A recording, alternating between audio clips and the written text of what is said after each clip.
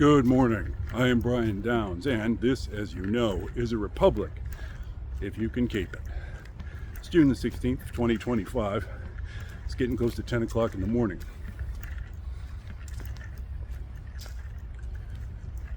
So, let's talk about the birthday parade. Not so much the parade, but how it happens. So often with Camp Run Amok, the second Trump administration, I didn't invent the phrase Camp Run Amok, by the way. I read it in Esquire magazine, but I do love it and I do use it. So often, my question is, how was this the choice? How? Oh, it's the 250th birthday of the United States Army. That's interesting. Did we do a parade for the 249th? No, we did not. The 240th? When was the last time we did a big military parade? It's got to be 20 years ago, at least. It's the end of the Gulf War? Okay, so it's not really something we do. It's not something here in America. It's not something that we have a history of being successful at. It's not something that tends to draw a big crowd or any crowd. We don't have people shouting out on their YouTube channels, more military parades. Why don't we have more military parades?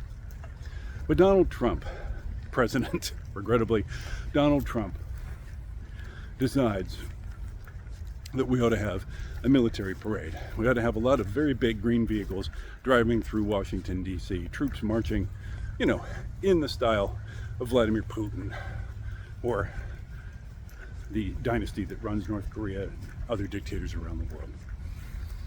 We're also going to schedule this for Donald Trump's birthday. Not the day before, not the day after. Donald Trump's birthday. The crowd, we'll get back to the word crowd, will sing happy birthday to President Trump. President Trump will be presented with a folded American flag by an American soldier, being honored for being the president. Does the president have a shortage of flags? Isn't there like a storage unit somewhere full of flags ready for use by the president whenever he wants them? What does the president need a flag for? We know he's president. He gets to stand behind the presidential seal at a podium. We get it. You're president. You need to be honored for that? Okay. Somehow, it makes sense to put on this show. Nobody does this in America. Donald Trump's going to do it. It's his birthday party. He's sure that huge crowds will show up, in spite of the fact that his poll numbers are cratering because he is widely regarded as an evil stew of malevolence, incompetence, and malfeasance, for the very good reason that he is that thing. Also, Americans are extremely concerned about their economic future because of Donald Trump's idiot trade wars. And so they're saying, maybe I don't want to travel this summer. The tourism industry is being absolutely battered by Donald Trump and his idiot policies because many people don't wish to come to America or travel inside America because of the expense or because they're worried that they might wind up banished to an El Salvadorian gulag for having a smudge on their paperwork, or because they just don't want to support America with their dollars.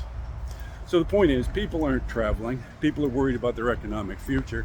Donald Trump says, let's put on a parade. People will come. They didn't come. There were perhaps 20,000 people along the entire route. The crowd was a joke. On the same day, as you know, the No Kings protests took place all across America, wherein 10 million, 12 million Americans came out into the street to protest Donald Trump's criminal cabal. Certainly beating Donald Trump's attendance numbers by orders of magnitude. Pope Leo XIV, the first American pope in history, gave his first big public appearance in Chicago, his hometown, on the same day. That was deliberate, of course. Our new pope, let me clarify, the new pope, planet Earth's new pope. I'm not a Catholic. The new pope, outspoken critic of Trump and his cabal, as anyone who aspires to be the moral leader of billions of human beings must be.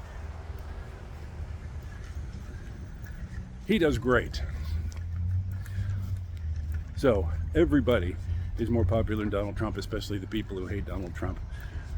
Who is it who is going to say, hey, honey, let's go watch a lot of big green vehicles roll through Washington? That's what I want to do with my weekend. And yet, Donald Trump wanted it.